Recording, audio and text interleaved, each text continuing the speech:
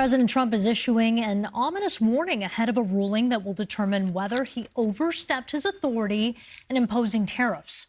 Trump argued in part of a longer social media post yesterday that if the courts strike down his tariff policy, quote, it would be impossible to ever recover or pay back those massive sums of money and honor.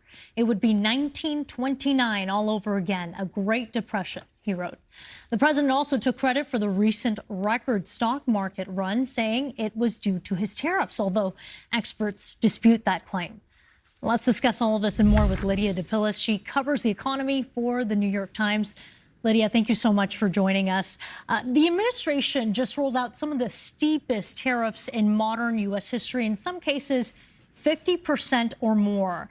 Will history look at this as a small trade fight or major rewrite of how global trade works? How significant is this? This is a major escalation of tariffs. It's across the board, across the entire world on most goods, although there are large exceptions which make those tariffs look a little bit bigger than they actually are in practice. But it is a reordering of global trade if they do stay in place. Now, you noted that there is a major court case underway that has to do with the legality of this type of tariff that President Trump has imposed on most countries. Don't it seem kind of weird that the president of the United States can impose tariffs? I mean, I'm saying supposedly, according to some judges, some courts, and certain people in the country. But how did we get to where we are? By presidents making decisions, by Congress making decisions, by legislative decisions being made in favor of businesses, fascist-ass Democrats and Republicans. But that's how laws are made. Laws are made, and then they're followed, or not. But why can't Trump implement his plan, his doctrine, his agenda? And why is that so? Did God set up capitalism as we know it? Was it something that was here and we just, came along and found it? And is that how it was? It was created by a president with an idea, with Congress that supported his idea. Trump happens to have a Congress that supports the direction that he's going in. They're not opposing him in a way that should cause any kind of problem amongst the MAGA Republican people. Everything good over there. So why can't he, with the way we were taught, is the three branches: the judicial, the executive, and the legislative branch, Congress. So with that being said, why can't Trump do what he wants to do as long as one of those three don't have a problem with it? And not, when we're talking about the judiciary branch, we're talking about the Supreme Court. When we're talking about the judiciary branch, the federal courts are there for a reason. The municipal courts and the city courts, they're there for a reason. The Supreme Court is there for a reason. That is the court that decides cases that are too big, out of the jurisdiction, or can't be reconciled at a lower court. It goes to the Supreme Court.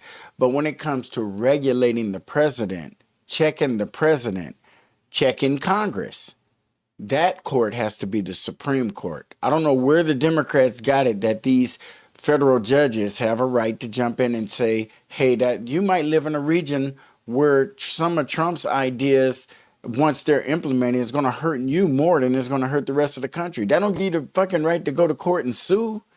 It's just bad that you live in that part of the country or whatever. But is it illegal?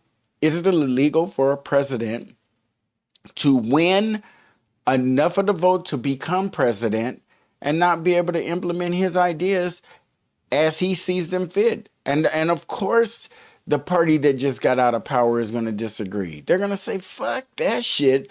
We like things the way they were. But if it's such of a winning formula, if this capitalism is such of a winning formula, why do we have the homelessness on the streets? Why do we have the up and down and the thievery, the stealing within this type of a system? Why is it so much of a gap between the very, very rich and the very, very poor? Why is it just that big of a swing? And the people who consider themselves middle class are struggling, are working harder than they should have to work in a country like this, because our government and our politicians collectively, the Republicans and Democrats, over these past several decades have been working against us. When they make trade deals and when they make major moves that are going to affect our footprint on the world, they don't think about us. They don't think we'll adjust. We'll be okay. We'll land on our feet. We'll figure it out. And in the richest, most expensive country in the world to live in, the United States of America, they give us less of an opportunity to make a decent wage. They could very easily lock down on illegal immigration and make people who come over here and get jobs and take anything from our economy, make them do it legally. And make hotel jobs pay a decent wage, make burger jobs, make any job that you guys think is undesirable or might have a hard time retaining people, make these billion-dollar industries pay. Quit letting the businesses decide. I don't think there's any difference in tariffs or no tariffs or whatever you want to do, as long as we don't allow these businesses in the United States to enjoy such large profits. If the thing that needs to be cut into to balance this out, God damn it, Trump got a tariff and it's screwing up the businesses. So what do? They pass it on to the consumer, us, who make no money.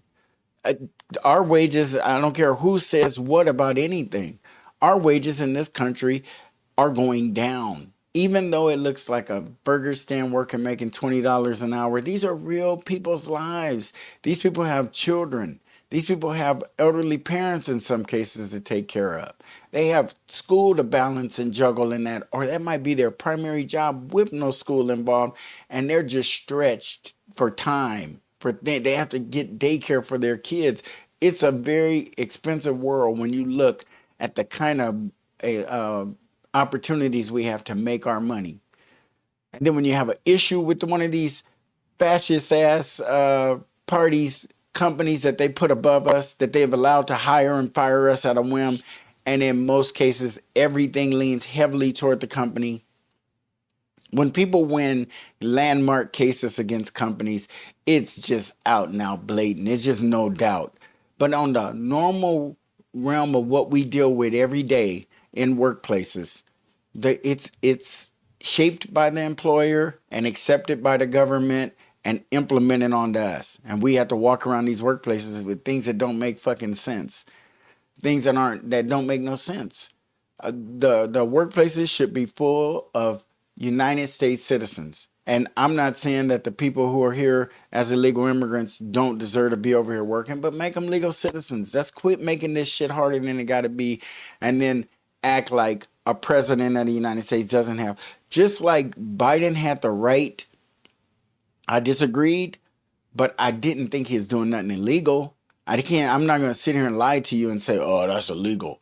It seems like it would be for a president of the United States to open a border and openly let people, while he's in the interim stages after winning the election, I mean, before being sworn in, you see people coming to the United States in droves, just with tents on their back and rolling suitcases and, waving at the cameras and, yeah, we're going to the United States. Like, really?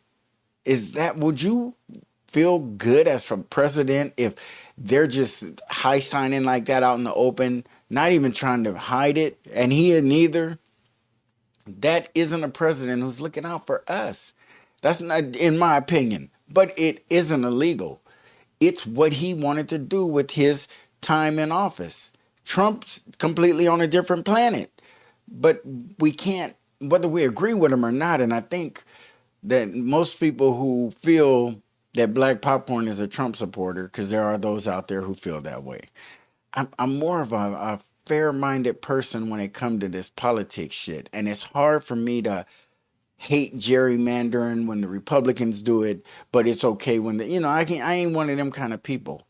I think that's messed up. If it benefits your party and everything is done legally and morally and it's cool, then that's a good politics. That's the way things are supposed to go. Whether the other side likes it or not, that's not important. But when the other side goes to the point of just out and out saying exactly the same stuff they do, that's the kind of hypocritical shit I can't take. Biden had the opportunity to be our president. The good, the bad, and the forgetful shit. But Trump now is our president, and he shouldn't be being opposed. And if he is, it should be by the Supreme Court. The Supreme Court is the ones who need to wake up and say, hey, we need to, oh shit, hold on, y'all. We need to wake up and say, hey, we ain't taking it no more. This is not going to happen. We wanted our president to be our president, even if you're on the losing side, because you have to be an American in the end and say, wait a minute, if this dude can not run the country after being elected in, and what he wants to do, I don't agree with, but I agree with his right to do it.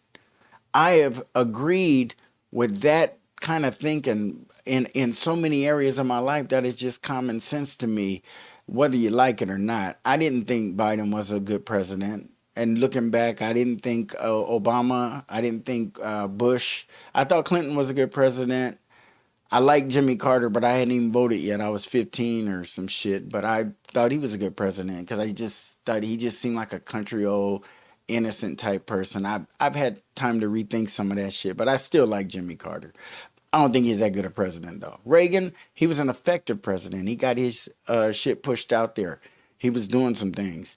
But he wasn't being opposed like Trump is. The Democrats are digging in deep and being so hypocritical that if you really are a fair-minded person and you really have followed politics for any amount of time, there's nothing that the Democrats are saying that they ain't guilty of right now.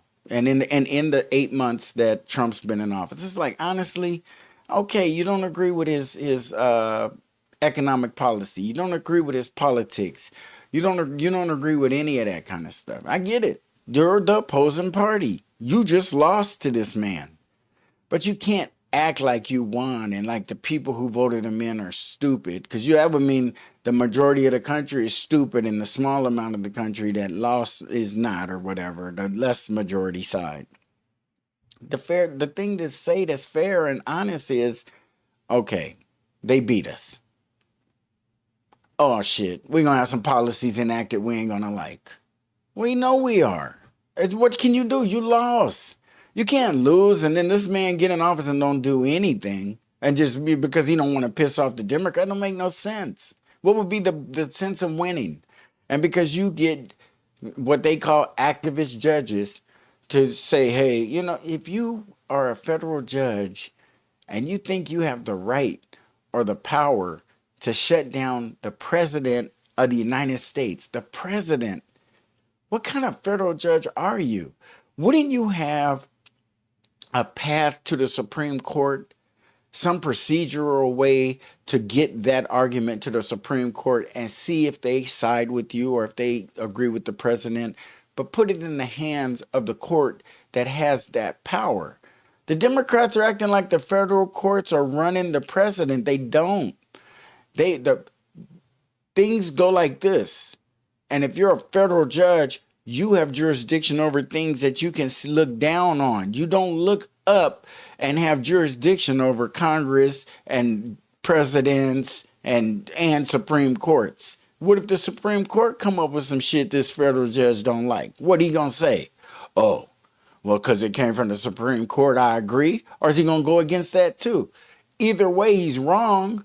Because the Supreme Court is the Supreme Court, just like the president is the president, just like Congress is Congress. That is the checks and balances that we speak of. Not no federal judge who want to be an activist judge or insert himself.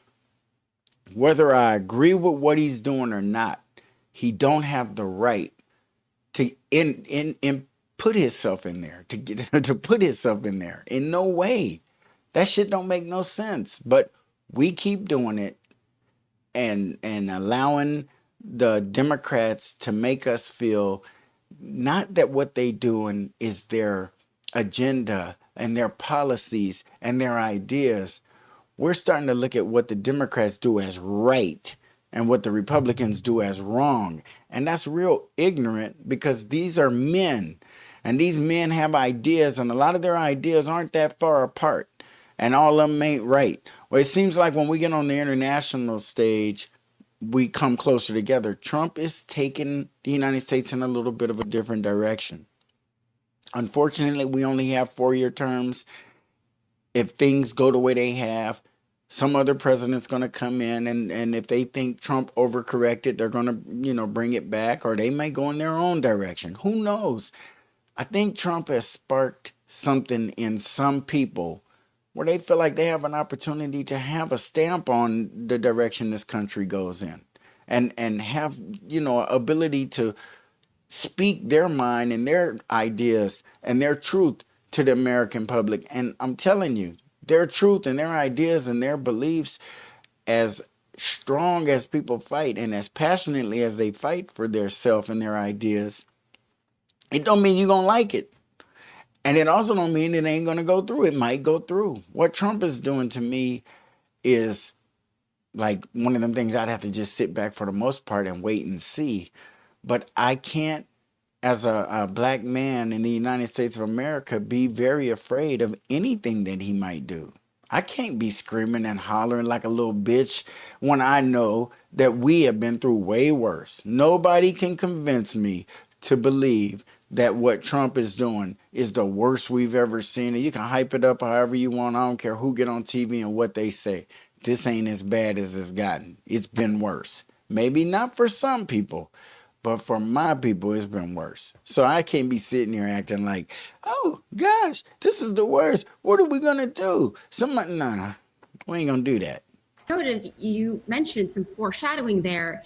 If his authority to impose these particular tariffs on national security emergency grounds is overruled, he would have to take off the largest and steepest of those, at least the most sweeping ones. There are certain sectoral tariffs that he still has the authority to do, but they knew that this authority was on shaky legal ground. So if they do end up having to pay back those tens of billions of dollars in tariffs that they've imposed, that won't be something that they couldn't have seen coming.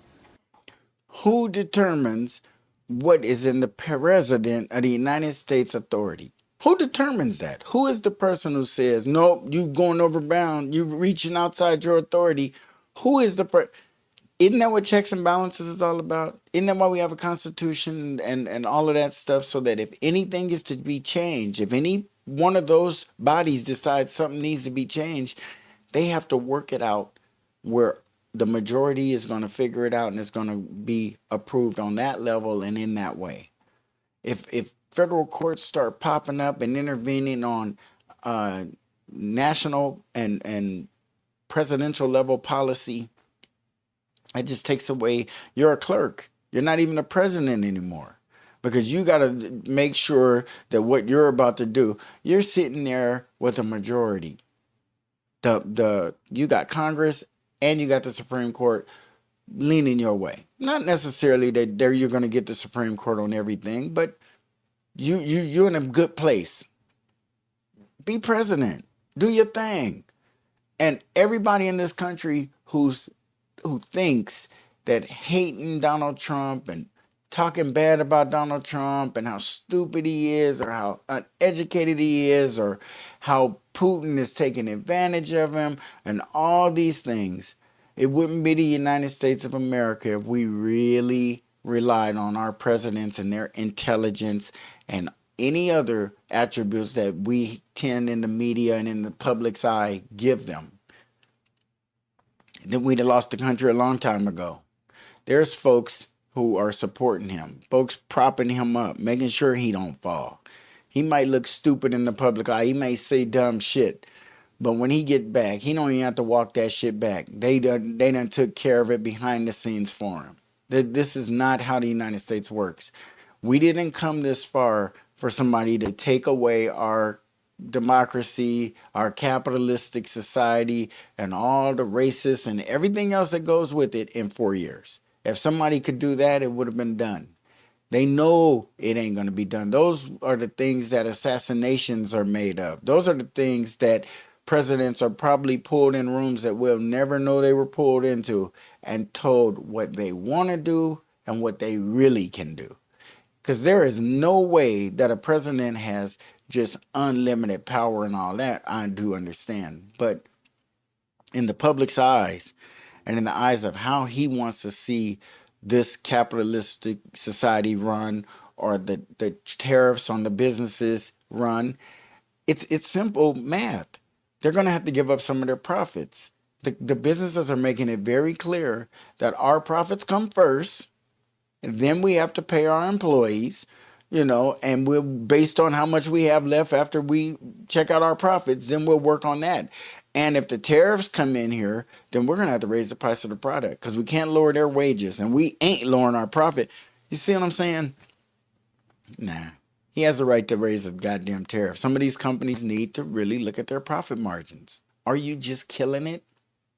At the end of a year, if you made small gains each quarter, at the end of the year, it would be respectable. It would be, going in the right direction. But if at the end of every year, you expect to be hitting it out of the park, just killing it, and with more money so you can get yachts and private jets and all this, so much excess, when you could pay that in wages, or you could put that back into the company so we could not impact the customer with these tariffs that this particular president is doing. It's something we got to get through. He only going to be there 4 years, but for the next 3 years, you might have to suffer a little bit on them profits, companies in the United States. But nobody seemed to be thinking in that direction because the Democrats are fascists. They ain't saying, hey, some of these companies could afford to cut back on their profits. Nobody's saying that. It's like it's a given that the profit margin, as big as it is, has to stay that way. Nobody even talking about that. They should be. They really should be. And Lydia, Trump and his economic advisors have celebrated the considerable higher tariffs that have already gone into effect, correctly noting that they have raised more than $100 billion in tax revenue without leading to catastrophic inflation or recession. But economists that we spoke with, they warned that this new escalation could actually worsen inflation and slow job growth. What are you hearing? The same thing. It is something that will take time to filter in the economy. And there are totally rational reasons for that. Companies have been trying to hold off on price increases. They did stock up on their major goods before many of these tariffs actually went into place, hoping that they would actually ultimately come off, which has been the case in several instances. For example, look at Apple, got an exemption for many of its electronics. So if the tariffs do stay in place for a sustained period of time, however, companies will have no choice. These are not something that they can absorb on an ongoing basis. And I think it's important to put into perspective what this tariff revenue actually looks like. It is typically about 2% of federal income. That could rise to as much as 5%, but it is not going to replace large amounts of the federal government's tax and spending authorities, even if they do escalate and stay in place for a sustained period of time. Yeah, and economists told us that tariff revenue of $70 to $80 billion over the past year is what they called, quote, a drop in the bucket compared with $7 trillion in federal spending. And removing tariffs, they argue, could actually stimulate the economy. Now, I want to get to the piece that you wrote where you reported on this new 40% penalty for so-called trans-ship goods or items routed from one country through another for the purpose of receiving a lower tariff. You quoted the executive director of the American Apparel and... A country should be able to do that. I mean, if you got a high-ass tariff and they can cut a deal with another country, and we're going to ship through you, so we can get your tariff rate, and who cares? I mean, if that's what they want to do to sidestep it, it's still costing them money and their relationship with that other country that they got to do something. We're not getting it for free, but we can't be worrying about it to that degree where we're going to police the world But when the shit hits our dock for the next 3 years, we should just go with what Trump is saying. He's been prolonging this shit. Every time it's supposed to be rolled out, he gives it another date. He pushes it back. Is he bluffing? Is he serious? What's going on anyway? I mean, shit, we in August and the country is still afloat. We ain't in deep recession or none of that. And that's important because we were told by now, we're going to come up on a year pretty quick. And this country should feel something that no one has to tell us about anymore on TV. We should be able to feel it. We should be able to be like, whoa, and prices were high when Biden was in. Shit, they still high. Gas prices were high. They fluctuate up and down. They say $3.85 is low. It ain't to me. It never will be. But if that's what we consider low, then that means it couldn't have been that low with Biden in there. Nothing's changing as much as they're articulating it's change. It's not changing like they say it is. Man, do you imagine what kind of trouble we'd be in if the Democrats were completely on point and accurate? And when they get on the mic screaming and hollering and stressing everybody out, don't know, everybody got anxiety now. They don't need that. They don't need no extra help from the Democrats. And it scares you to the point of where you put a big red X over the Republicans and the only other choice is the Democrats. And that's like the dumbest strategy in the world. And they think that shit works. I think it's come down to the point where we have to figure it out. We got to do something different, but we should support our democracy in that the president who is seated can do some things that even seem unconstitutional to some of us, like opening the borders, doing things like that, like changing our healthcare system and making it mandatory to have medical coverage so that you can make sure that everybody's covered. So you make people who would have coverage anyway pay a little more so that the really, really poor can, some people thought that shit was unconstitutional. So tariffs, no, it doesn't seem like it. I mean, they've had tariffs over the centuries. That's what countries did. That's how they dealt with each other. If you had something that was really highly sought after and another country wanted it, you send it on in there. And if they think you're charging them too much, they slap a tariff on it, and it figures itself out. But in fascist America, the United States, our issue is both sides favor the companies and the corporations and the businesses.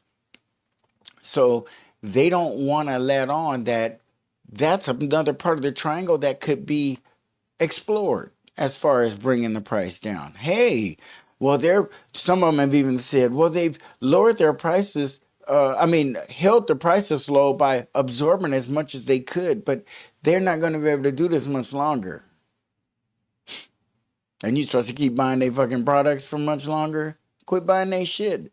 And when you go in the store and things cost more than they, look for an alternative or do without. It's probably some shit that's killing you anyway. It's probably not healthy, whatever the hell it is. If they're selling it to us in these shelves, in these Walmarts, in these stores, Targets, where we go in there and just are consumers. That's what most of us do on our time off. Shop, buy things. Some things necessary. We eat grocery stores, but we are just a nation of consumers. We don't go home and woodwork. We don't go home and do a whole lot of planting in our yards and all those kind of things. We're a country, when lemon prices go up, instead of going home and planting a lemon tree, we start looking around to see if we can find them any cheaper. Grow them. Grow your own everything if you can. If you have a backyard, use a section of your backyard and grow you some shit. It's a good feeling. That's where we came from. We know more about gardening. Talk to your parents and your grandparents about that. I bet you the avocado tree will live. They got techniques and experience that it goes back. We need to utilize it, even on a small scale. If I could grow some tomatoes in your backyard, whatever you have to do. But some things we can do on our own. And if it's just a small part, instead of pretending that Donald Trump's tariffs are going to change our lives, they might. But other presidents have done things that have changed our lives and have done things to us that have been way more impactful. If I had my choice over mass incarceration or tariffs, I'd take the fucking tariffs any day. He could even jack him up more than he is. Even if I had to absorb the shit and pay it myself over mass incarceration, over a generation of lost people. And we sitting here sweating bullets over terrorists, and federal judges are stepping in now. Where was the one federal judge in the country that stepped up and said that is mass incarceration? That's illegal. It's immoral. It's against these people's civil rights, and the making crack cocaine more of a punishment than powder cocaine. You know, those kind of things. That's the kind of shit you think a federal judge will hop up and be like, oh, hell no. And push it up to the Supreme Court and let the Supreme Court look at it in its infancy. Nobody had the moral code to look at that. But they looking at these terrorists. Money means so much. I wish there was a way that it didn't or couldn't or didn't have to, but it do. And as a result of that, that's why we get what we get. Some federal judge who thinks he can shut down the president. I disagree. I totally disagree. There is no federal judge in the country who has that right, who has that jurisdiction. These ladies, you know, they are driven by what? Their political party. And they really believe that the little bit of daylight between those two parties is enough for us to be freaking out and picking a side. It's not. They still walk too close to each other and on the same side of the street for us to be fooled into believing, oh yeah, the Democrats are they're miles apart. They're not. They're not. They do a lot of the stuff that they are complaining about. This is an exposure candidacy. It was an exposure candidacy and an exposure administration. They are there to open up things that we didn't know existed. Instead, we're running with the Democrats and saying, no, close that back up. We don't want to see. We don't want to know. Yes, we do. You guys take this as an opportunity. Sit back and watch and pay. It's only going to be here for 3 more years. Whatever this man does is letting us know that it can be done. The things he's attempting is letting us know. And we're going to see where this goes and why these Democrats are fighting so hard for us to have this knowledge and this information. And it is just like our lives. Sometimes, learning things can be a little painful in some ways. And if learning our government down to its core, what its real true capabilities are, what it really stands for, who it's really trying to help or who it's really trying to harm, it's time to put the cards on the table and quit playing footsie with each other. You see black politicians standing on stage with white politicians, and they're more concerned with their decorum and how they posture and look and their responses and how they come out and how you receive them, than speaking their heart and speaking the truth and speaking about shit that relates to the stuff that's going on behind the scenes that's going to direct us in the right direction, and not know that the votes that you're asking us to give are steering us down a road to nowhere. Just fucking getting our vote because you are working with somebody who says they want it. And not that they're going to do any, hey, can you get those black people's votes? They never say, sure. What do you want me to tell them you're going to give them? You know what I mean? No, they just want you to go over there and pull it out your ass. Just figure out a miracle way to make these black people vote for you. That's got to stop. Our black people got to stop coming around and doing that, sweeping the votes into a big old pile, and then the white Democrats drive through the neighborhood and you just scoop them in. No, that's not what we're supposed to be doing. And our representatives should start at a very minimum asking that question. Hey, I think I can get you some support from my district, but what are you going to be able to do for them? Are you going to, because if I go over there and tell them you're going to do something for them, they are all in. If I just go over there and I have to get Beyonce or, the Migos or somebody, then I don't know. They might, but everybody don't like Beyonce and the Migos. It's a shame that they let a president get in office and then try to restrict him because they don't like him. But when it's their president doing all kind of dumbass shit, and they know that they sit quiet, and they both sides do it. That's why this duopoly is not going anywhere, and people within it on every level who's trying to achieve something has to work outside it and it's even accepted depending on who you are. I see so much now clearer than I ever did because it's happening in my lifetime. I'm seeing what people in the 60s were seeing in the civil rights movement in the form of this immigration movement. At the end of this fiasco that's going on between the illegal immigrants and the United States government, let's see who wins. Let's see when the dust settles what place in our society these illegal immigrants have. Will they get citizenship? Will they remain illegal immigrants but with special status and special privileges? That's what we need to be looking at, because our civil rights leader, it got us killed. They got murders happening. But you notice the immigration movement, the illegal immigration movement, is a whole bunch of passionate people that are all willing to jump out in front of a car or dive in front of a bullet, as opposed to a whole bunch of, very frustrated, angry people being led by one man. And you obviously kill that one person and the other ones just seem to kind of go in a different direction. It's really sad when you think about it, but we have to think about it. Like, comment, share, and please subscribe. We'll see you on the next Black Popcorn.